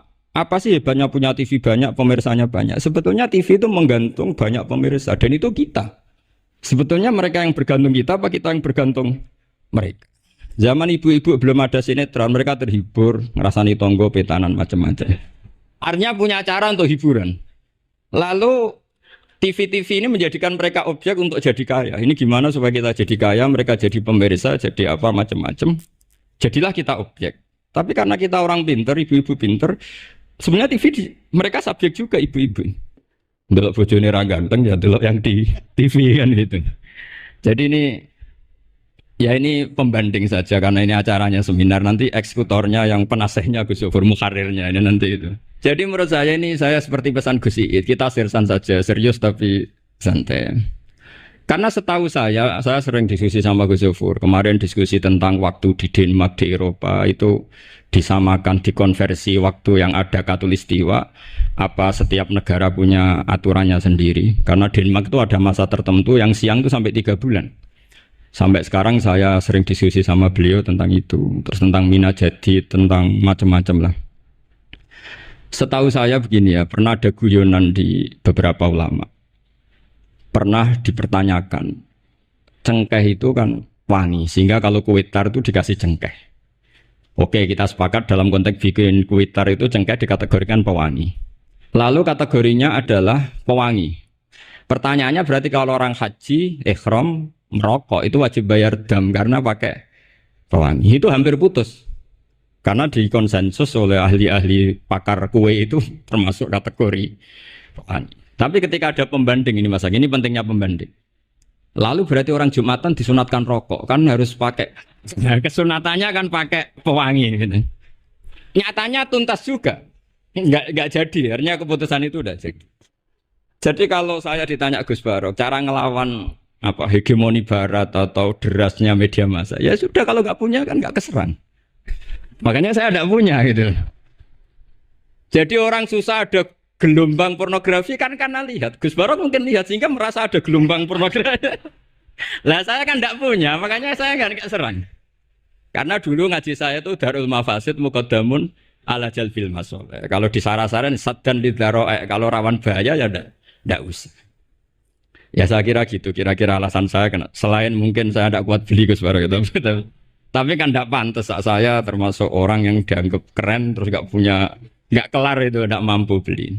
Tapi yang saya mencintai anak-anak Anwar karena salma mater dengan kita, dan nanti kalau misalnya ada tanya jawab ya biasa saja seperti dulu. Anda tidak harus yakin saya benar, meskipun Anda jangan yakin pendapat Anda benar. Tapi masalah media memang mulai dulu Banu Tamim itu pernah juga datang ke Rasulullah bilang innamat hanazinun wa dhammana syainun, itu masyhur. Ya Muhammad, kita ini iman tanpa dijajah Anda. Kita iman karena bukan kalah perang. Dan kita komunitas yang besar. Sehingga perlakukan kami dengan khusus. Karena sekali saya muji Anda, maka pujian kita adalah menjadi zainun laka. Menjadi hiasan, menjadi pencitraan yang bagus bagi Anda. Wa inna dhammana syainun, sekali kita mengkritik kamu, maka kamu dalam bahaya. Syainun, maka kamu akan hina. Apa jawab Rasulullah? Enak saja Nabi jawabnya. Zaka Allah. Kita ini orang iman. Kalau dikritik media ya tenang saja. Yang penting intawah benar. Nah mungkin saya latihan di makom itu sehingga saya itu sama media biasa saja. Istri saya lihat sinetron. Setahu saya gitu. Bersumpek itu delok dunia gitu. Hiburan delok sinetron. Ini sebenarnya kita subjek apa objek? Kalau menurut Mas Hakim objek. Kalau saya ya kita subjek. Kalau bosan ya ganti saja. Kalau bosan, jadi kita yang memainkan mereka, bukan kita yang dimainkan mereka. Yang pegang remote kita. Nah, saya kira ini yang ringan-ringan saja, seperti pesan Gus Iyad tadi, sersan itu serius tapi santai. Ya biasa saja menurut saya, ini zaman nggak bisa dilawan ya. Saya juga beberapa kali ketemu menteri, ketemu pejabat ya, kita sering diskusi. Kadang-kadang mereka bilang, Gus, mbok ya usul tentang sebetulnya tata negara itu kayak apa. Saya bilang ini basa-basi, ada pakarnya, tata negara itu sudah ada pakar. Kalau sampean tanya tata akhirat, saya jelaskan. Ya tata akhirat itu kamu di dunia harus sujud. Dunia ini nanti profan, jabatan menteri itu profan. Kalau akhirat itu abadi. Akhirnya ngaji sama saya. Enggak bab itu, tapi ini penting. Bagaimanapun kita umatnya Nabi yang diamanati menyelamatkan umat ini sampai dunia akhirat. Kalau yang di dunia sudah ada spesialis ya kita terima. Bagaimanapun orang Islam itu kalau bisa ya di dunia hasanah. Tapi yang sudah agak-agak berKTP akhirat kayak saya jangan dipaksa. Ini penting ya karena memang ayatnya wafil akhirati hasanah. Jadi kita tidak boleh hanya bicara kompetisi antar TV macam-macam. Kalau antar program pengajian mau saya. Nah, itu. Ya saya kira demikian, ini penting ya pembanding itu. Karena saya punya cerita ya, betapa Rasulullah SAW ini sangat-sangat akademik ya. Saya punya cerita agak serius. Setelah ini selesai, saya ini terakhir Gus Barok. Suatu saat ada seorang sahabat. Ini yang disetujui atau diamini oleh para ahli tafsir. Dia perang gitu atau ditugaskan ke Nabi. Gitu. Di kitab saya, sahabat itu namanya Muhallam bin Jassamah. Saya nggak tahu kalau nama itu di kitab Anda karena beda kitab namanya beda. Dulu itu kalau saya jago Tyson, kok Tyson kalah, oh di TV saya Tyson menang gitu. Tapi semenjak ada real time katanya nggak mungkin nanti. Kalau Tyson menang ya menang semua. Tapi kalau kitab itu beda. Di ayat Idza darabtum fi sabilillahi fatabayyanu itu. Kemudian Muhallam bin Jasama ini membunuh satu orang. Di kitab saya namanya itu Amir bin Atbad. Setelah dibunuh, padahal orang ini setelah terdesak melafadzkan la ilaha illallah Muhammadur Rasulullah. Dalihnya ini kan tentang informasi juga ya, ini kaitannya masih informasi, saya bukan menyempal dari tema. Ditanya sama Rasulullah, kenapa kamu tetap bunuh padahal dia sudah melafadzkan la ilaha illallah? Kata dia, innama qalaha muta'awwidzan, dia melafadzkan itu karena muta'awwidzan saja, ingin berlindung dari serangan kita. Kata Nabi masih ya Nabi itu kan nggak mudah terpancing emosi. Halla syaqaqta an batnik. Bahwa kamu bedal ya, atau kamu bedah lah. Hatinya isinya kayak apa? Si Mulaham tadi masih balik loh. Ya Rasulullah, lau syaqaqtu batnahu akuntu a'lamu ma fi qalbi. Kalau saya bedah, apa saya terus tahu apa isi hatinya? Kata Nabi, ya kamu tetap nggak tahu meskipun kamu bedah hatinya, kamu tetap nggak tahu. Kenapa engkau nyuruh bedah ya Rasulullah? Wong akhirnya saya tetap nggak tahu. Unik jawabannya Nabi itu. Makanya kamu itu sembrono sekali, ngawur sekali kamu. Fala anta ta'lamu ma fi qalbi wala anta taqbalu ma takallama bi. Kamu itu orang aneh. Tahu hatinya ndak akan tahu, tapi menerima omongan yang zahir juga nggak mau. Terus mau kamu apa? Kemudian orang ini itu dianggap punya kesalahan besar. Satu, bantah Nabi dan membunuh orang sing talafadhu bi kalimati la ilaha illallah. Akhirnya ketika dimakamkan itu lafadzatul ardh. Dimuntahkan oleh bumi sampai 3 kali. Rasulullah ngendikan innal ardo taqbalu man huwa syarrun minhu walakinnallaha wa'adzakum alla ta'udu. Sebetulnya bumi itu sering menampung orang yang lebih jelek ketimbang dia. Kita tahu dulu bumi yang nangkung Namrud macam-macam lah, Abu Jahal, Abu Lahab. Tapi kenapa ini jadi begini, enggak diterima bumi? Karena Allah wa'adzakum alla ta'udu. Allah memberi nasihat supaya kamu tidak mengulang. Artinya begini teman-teman santri ya, dalam menerima informasi itu ada hal-hal yang butuh kita sikapi. Ada yang enggak misalnya gini. Masalah talafut bi kalimati syahadah, bi kalimatai syahadah. Itu siapapun yang melafadzkan harus kita terima karena ini kalimat sakral. Bahkan ketika terdesak. Yaitu masyhur itu dalam cerita sebagian kitab Usama bin Zaid itu pernah membunuh orang padahal sudah talafadhu bi syahadatin. Itu sama Nabi disalah-salahkan. Padahal kata Usama, tapi dia sudah memotong tangan kita, kaki kita. Masa pas kita punya kesempatan tidak boleh bunuh ya Rasulullah? Kata Rasulullah tetap saja ngendikan kaifa tasna'u bila ilahil wahida ja'at yaumal qiyamah. Terus begitu. Nah ini kalau dalam ilmu tafsir atau ilmu hadis disebut kebenaran absolutisme. Sehingga ada hadis mangqala la ilaha illallah dakhalal jannah wa in zana wa in saraq. Kalau di bab fikih informasi itu bisa kita terima kalau mukhbirnya itu adil. Datanya valid. Tapi khusus kalimat syahadat itu tidak, wa in zana wa in saraq. Harus kita terima. Sehingga kita tidak pernah mengkafirkan orang fasik. Misalnya lonte ditanya Tuhan siapa ya Allah. Rektor Al-Azhar jawabnya ya Allah. Ketua MUI ya jawabnya ya. Jangan karena misalnya copet bilang Tuhan itu Allah terus MUI bilang wah saya tak jawab yang lain lah nanti sama gitu. Saya pernah ditanya sama dosen di Jogja, Pak Bahak kenapa ada kata wa in zana wa in saroko? Kesannya itu Islam membolehkan zina. Terus saya bilang ini contoh absolutisme kebenaran. Jadi kalau kebenaran itu absolut kita terima dari siapa saja. Tukang becak ngomong dapat 2 tambah 2 ya 4. Lonte bilang 4. Pakar matematika 4. Rektor UGM nanti ya bilang 4. Sama. La ilaha illallah itu kalimat yang absolut. Sehingga di TV misalnya, apapun TV Yahudi atau TV Nasrani, kalau programnya itu benar menerangkan kebenaran, meskipun mereka niatnya bisnis.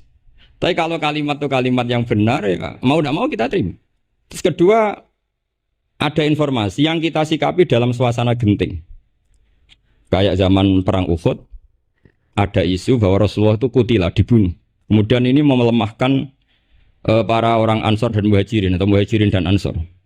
Terus kata Rasulullah, Umar, ajibu, kamu harus menjawab bahwa saya masih. Akhirnya Umar berteriak keras bahwa Rasulullah itu masih hidup. Ini contoh-contoh informasi yang secepatnya harus dijawab. Terus ketika informasi yang nggak penting dijawab karena memang sudah hoax, sudah sampah. Misalnya gini, orang melihat di TV infotainment itu nggak pernah yakin kok benar apa enggak.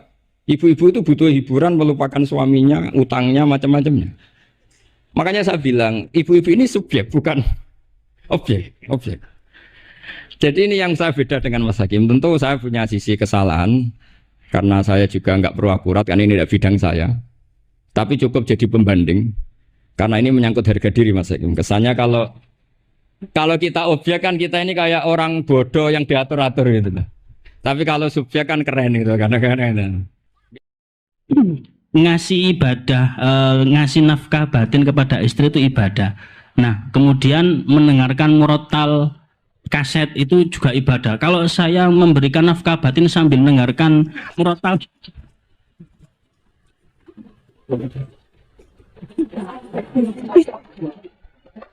nah itu gimana hukumnya? Kan sama-sama ibadah.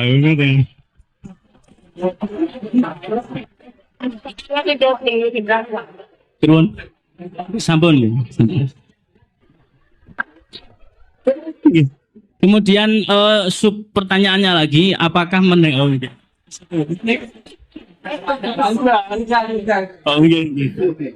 jadi murotal tadi apakah wajib kita mendengarkannya, karena rekaman, Baik, yang terakhir, perkenalkan nama saya Afifuddin dari Fakultas Ilmu Administrasi. Namanya siapa? Afifuddin. Beda dengan ini, Afif. Enggak Afifullah. Kalau ini muannas yang saya mudzakkar. Baik, saya tidak keluar dari konteks dan saya tidak korupsi. Saya hanya satu jawaban saya di dalam hadis Sahih Muslim, al-mu'minu al-qawiyyu khairun wa habbu ilallah minal mu'mini wa adh-dhaifi.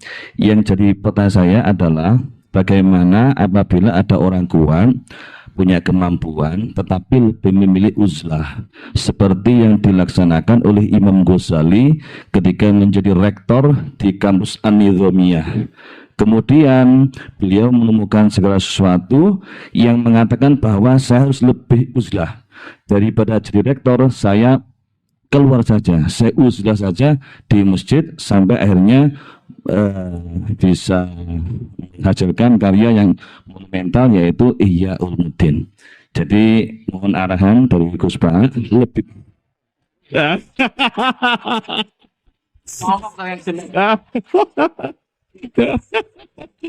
Maksudnya ini uzlah, kamu yang rektor. mohon arahannya Gus, antara uzlah dengan menjaga kekuatan itu lebih bagus mana? Terima kasih. Terus tadi yang dari jenengan tanya apa tadi? Murotal lah tadi. Kalau ngawur kira-kira. Maksud saya gini, ngawur, tanyakan pakar psikologi. Memangnya mungkin orang sengawur kamu nikmati istri kemudian iya, makanya itu tadi bilang kalau istri kamu cantik itu mungkin pertanyaan itu tidak muncul.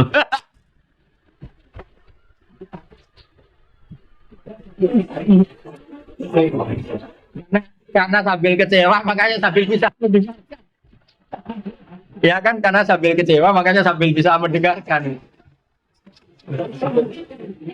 Tapi kalau all out nggak bisa ya. Ya makanya pertanyaan tadi itu kadang-kadang ngawur itu ya penting. Jadi itu kan sebetulnya hadis itu bukan untuk tadi untuk fardiyah tadi untuk pengandian itu. Bukan untuk pengandian. Nabi itu ingin semua kebaikan sebenarnya mudah, keseharian kamu itu sudah ibadah. Termasuk ngumpulin apa? Istri. Nah itu Nabi itu hanya ingin cerita tentang betapa mudahnya masuk surga. Makanya saya itu termasuk kiai yang menyetujui itu. Masuk surga itu gampang. Saya sering bilang ke jamaah saya, surga itu kan kamu sudah dikasih kuncinya, miftahul jannah la ilaha illallah. Ini neraka kamu tidak punya kuncinya kok bisa masuk.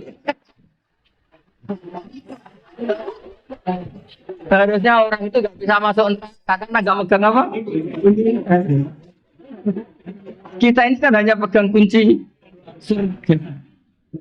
Tapi ada orang kiai yang bantah, Gus, mungkin neraka apa bis? Jadi bangkit lagi. Terus saya bilang, tapi saya tidak tahu alamat neraka, saya tidak tahu. Yang saya tahu alamat surga. Makanya saya sampai sana. Kalau kamu mungkin tahunya alamat neraka, makanya kamu sampai sana. Iya kan jelas kan miftahul jannah. Orang sudah pegang kunci kan menang ayam Ustaz. Apalagi kita ya kan. Orang pesantren sering tahlilan, kuncinya banyak. Mau lewat pintu mana kan kita sering. Iya kan kita kan sering tahlilan, itu kuncinya kan. Jadi Nabi itu di hadis wafi buti ahading sedekah itu Nabi ingin memberi contoh. Segampang itulah apa? Masuk surga. Terus yang tadi yang Abi Budin tanya apa?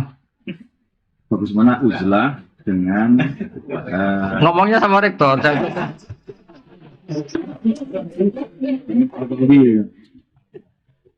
Termasuk yang sudah uzlah, tapi tadi karena tetap punya kesadaran kitmanul ilmi itu dosa dan tabligh itu wajib. Makanya tak ganti saya ngaji Rebo itu ya kayak saya nemuin jenengan. Saya sering cerita ke anak-anak saya uzlah itu enggak kena hisab Allah karena praktiknya saya kalau urusan ilmu itu saya nerima tamu tapi hanya urusan ilmu. Kalau tamu-tamu apalagi adat NU itu kadang kan kacau. Maksudnya kacau gini, kiainya itu istrinya satu. Kadang tanya, Gus, doain saya istri 4 tuh rukun semua. Aduh. Terus ada kiainya tuh karuan miskin, nggak punya pom. Saya sering punya tamu, Gus saya ini punya pom 2, doain laku semua. Itu kan bikin kiainya ngenes, kiainya itu nggak punya pom. Saya itu termasuk kenapa nggak terima tamu itu dosanya tamu-tamu yang ngawur-ngawur itu. Maksudnya. Saya sebetulnya termasuk kiai yang mapan ya, tapi mewakili kiai-kiai yang tidak mapan. Terus sering kiai-kiai kampung komplain saya, Gus bener jenengan Gus, kadang kita mau izin kurang ajar terus serti aku melarat. Iso kon ndongakno pom, wong aku tuku bensin ya utang.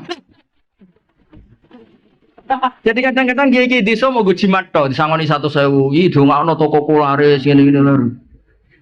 Itu kan pamer halus loh, sebetulnya itu pamer halus. Jadi uzlah itu ya ada sebabnya, dipicu tadi kemarahan-kemarahan sama tamu-tamu itu.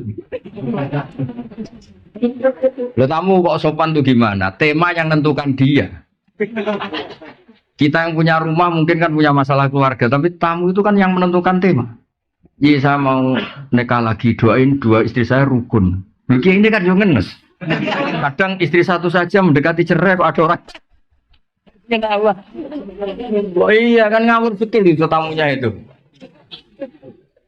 Jadi sampean kan gak rasane jadi kiai itu kalau tamu itu macam-macam. Saya kan termasuk kiai yang nggak pati tertarik kaji berkali-kali. Saya pernah haji. Itu kadang ada tamu travel. Saya doain setiap tahun bisa haji. Padahal saya tidak termasuk yang berpendapat itu penting. Tapi dia memaksakan untuk didoain tiap tahun bisa haji. Nah ngawurnya lagi kadang dia salam template di depan. Kalau nggak bilang iya kan sungkan.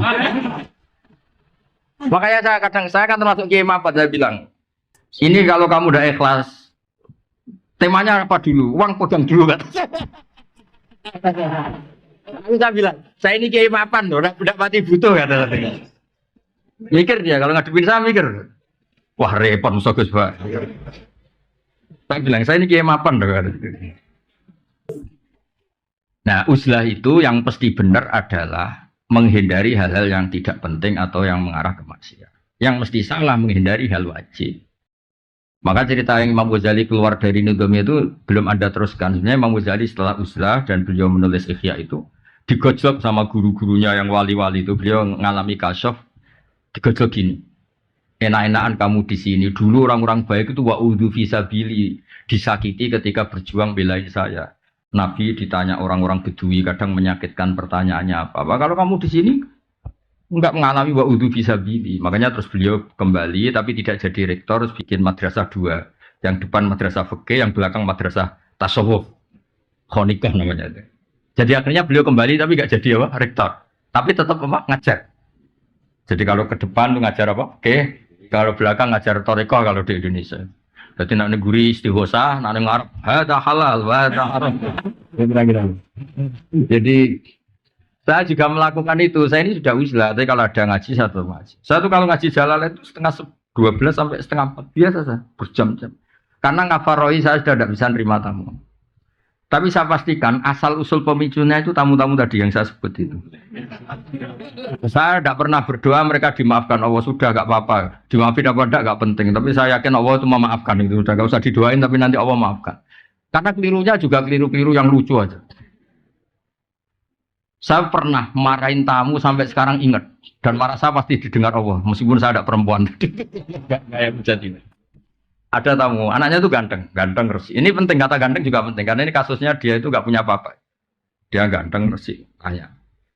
Kebetulan pas surup. Orang Jawa kan sandiolo. Surup itu kan sandiolo. Surup-surup saya itu masih open house pas itu. Masih nerima tamu. Gus, saya dari daerah ini gini-gini. Kebetulan orang Pati yang sekarang baru rame itu. Kebetulan dia orang tapi ya kebetulan. Gus, gimana hukumnya lelaki yang marah sama istrinya terus bilang kamu itu tidak istri saya? Saya pertama masih datar. Sekitar tahun 2006 kalau kan. Masih terbuka. Bapak baru wafat. Saya ngiyai kan baru 2005, yang ngiyai beneran resmi itu. Bapak wafat 2005, terus belum wafat beliau ke Jogja minta saya pulang. Jadi bapak saya itu meninggalnya tertib sekali. 1 bulan sebelum meninggal itu kayak sudah kerasa. Wes, mulai hak ngenteni aku. Alhasil terus, gimana hukumnya suami yang bilang istrinya, kamu tidak istri saya, ketika marah karena kecewa. Saya masih datar, Pak Rektor. Kamu kenal orangnya, kenal Gus. Coba telepon, saya mau tanya. Enggak usah Gus. Loh, saya mau tanya, enggak usah Gus. Mulai ada tuh. Wah, saya marah terus. Wong saya mau tanya kok kenapa kamu enggak usah? Betul penting Gus, penting jenengan jawab. Kamu udah kurang ajar betul ini. Oh, saya tambah marah. Tapi kan saya marah tetap Islami. Saya kan kiai beneran bukan. Terus saya mulai marah gini. Ngomong seperti itu kalau di bab tolak itu namanya kinayatut tolak. Kalau kinayah itu butuh niat, maka saya konfirmasi ke orangnya, niatnya itu cerai apa enggak? Karena kalimat itu kalimat apa? Kinayah. Kinayah itu butuh niat, makanya mau saya tanyakan orangnya. Ternyata apa dia bilang? Niku kulo.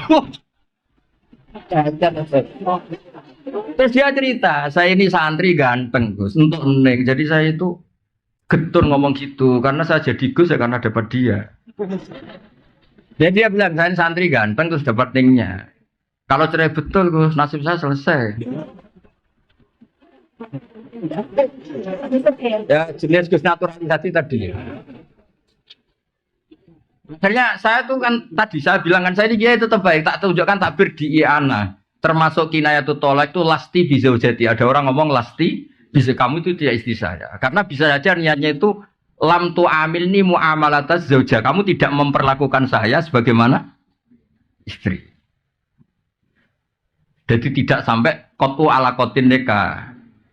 Ya seperti terus di I'ana dicontohkan kama qala rajulu libnihi lasta bibni. Ada orang lelaki marah, kowe kurang anakku, maksudnya anakku, wong kok mangkel wong tua. Tapi kan dia juga gak ingin kalau anaknya kabur kan. Ketika kamu bilang kamu tidak istri saya itu ingin kamu apa? Ya ben ngergani kula kok ora kok sampai apa? Cerai. Ya berarti tidak cerai itu masih kinayah. Itu jubalin nek kelakuan ngene wae. Ngel-ngel wong ngandani wong ora oleh nelpon ta. Ngapunten mbakmu.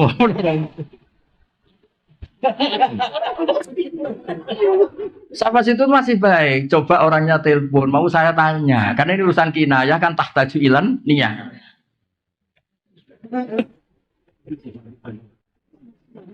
Dia boten usah Gus, dia malah menggurui saya. Ndak usah Gus. Loh, ndak usah gimana? Ndak usah Gus. Saya akhirnya nerangkan lafaz itu kinayah. Jadi saya butuh masih niatnya gimana? Lagi nek ngaku niku kula. Andai kan sudah peristiwa rame ini di TV, dasar wong Pati gitu. Untung belum rame yang sekarang itu. Oh, akhirnya ya terus ada adzan maghrib, udah pulang-pulang, takok wae suruh ribet teman. Jadi maksud saya tadi ya, saya mohon yang di Sulisma yang nekuni fikih itu kalau perlu gajinya dinaikkan Pak Rektor yang lebih. Karena sudah pakai nama I itu apa? Ya kan sudah pakai nama apa? Islam. Itu kan kasihan I-nya kalau. Terus saya mohon tema yang diangkat yang sering itu yang berdoa ini kayak tadi sahnya tolak tidak, karena ini penting. Kadang-kadang karena kampus itu urusan kampus besar, terus temanya itu global, di dalamnya enggak. Kadang-kadang kan Ya tadi gimana fenomena Wahabi, Salafi, Syiah itu berapa kelompoknya. Dia ngerti Syiah itu organnya gini-gini, terus Wahabi gini. Di kampungnya dia gak siapa. Tahlil RT aja gak laku dia. Itu akhirnya dia tidak punya kemampuan dakwah, sebenarnya tidak bilisani kaum ini. Makanya saya di mana-mana tetap berpakaian gini supaya menunjukkan bahwa Nabi dulu itu ngakui pakaian-pakaian setempat. Dulu sahabat yang dari Habsyi, ya dari kayak Bilal itu kan dari Habasyah, tetap gaya apa? Habasyah yang apa? Makanya wa arsalna mir rasulin illa bilisani apa? Qaum. Sehingga kadang-kadang Nabi itu pakai bahasa yang Ki Jawa itu tidak siap. Misalnya Nabi kalau ngandani orang nyun sewu kadang bilang wailak waihak. Di bahasa Arab itu biasa. Tapi Ki Jawa nak maknanya kan bingung. Nabi itu orangnya sopan kok bilang wailak waihak. Itu kultur. Kultur itu gak bisa diterjemahkan tuh sopan apa gak sopan kultur. Kayak orang Jawa Timur kalau orang Jogja bilang saya itu gak siap. Itu Gus ketemu orang Jawa Timur. Masa ketemu kanjeng loh, kon jauh urip toh. Itu coba kalau bayangkan kalau ada itu orang Jogja, betul bahasa itu. Satu kan lama kerja di Jogja. Saya punya teman di kantor itu rata-rata orang Jogja, ada orang Jawa Timur. Wah, itu mesti gak sambung. Lho bojomu cek iki orang Bu Ijo loh. Itu di Jawa Timur enggak tersinggung ya?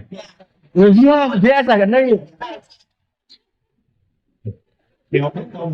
Dia bertobakan iya. Ya di Arab ya sama kira-kira bayangkan gitu. Wailak waihak itu enggak perlu diartikan sopan tidak. Sopan tidak sopan. Loh Nabi itu pernah ya bilang gini. Bukankah orang masuk neraka itu karena lisannya? Itu orang Arab protes. Masa Nabi karena omongan saja kok masuk apa? Zaman itu awal-awal Islam. Nabi ngendikan apa? Sakilat ka umuk. Cek siale mbok muda anak kowe ora pahaman. Sudah di semua itu kalimatnya Nabi sakilat ka umuk. Cek siale mbok muda anak kowe gak pahaman. Tapi tadi yang kultur itu kata ulama-ulama enggak usah dianalisis nih sopan apa tidak. Sopan karena kultur tertentu begitu. Apa mana jenenge wong belah orang-orang laut itu kadang miso itu kayak salam kan. Ya, kalau orang Jawa Timur paham sekali kan. Ya. Ini kan pura-pura khusyuk semua. Ya kan biasa kan. Betul. Apalagi Surabaya. Oh, kadang. Iya mau sok miso kancane kayak salam.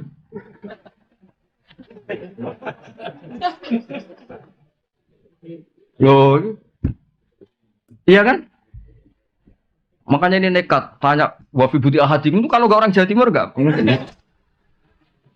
Itu kalau seminar di Jogja nggak mungkin kan ada pertanyaan seperti ini. Nggak mungkin. Ya, saya kan sering ngisi di Jogja nggak pernah ada pertanyaan senakal ini nggak mungkin. Jadi kultur itu iya makanya kalau tadi. Kenapa ada kata-kata fala ta'khudhu min syai'a karena kultur Arab tuh ngasih mahar itu besar sehingga kalau nikahnya 1 bulan merasa rugi harus ditarik kembali lah. Allah butuh menjelaskan jangan karena adatnya besar dan akhirnya ingin menarik. Andai kan Quran turun di Jawa gak ada ayat itu. Iya kan kepikiran aja enggak kan. Iya seperangkat alat. Udah gitu belinya di pasar ya. Aduh, mau bungkusnya tok yang mewah ini. Ya jadi itu termasuk saya mohon ini Pak Rektor yang ngurus agama itu gajinya dinaikin itu kalau enggak kasihan itu. Karena pengalaman di beberapa kampus Islam itu fakultas agama itu kan biasanya kecil karena mahasiswanya sedikit tapi itu disubsidi sama kedokteran ekonomi. Akhirnya itu lucu yang ahli agama tawaduk sama yang tidak ahli agama. Loh, itu aja kan gitu. Saya itu kan lama kerja di Jogja, jadi tahu betul kayak gitu. Iya, itu nyata apa teori itu? Enggak itu nyata apa teori? Jadi yang istilahnya apa kalau di Unisba PAI apa? PAI. Oh besar alhamdulillah. Ya nah, itu harus itu. Bilangin aja, ini yang mewakili I. Oh, jadi Dia harus serius itu.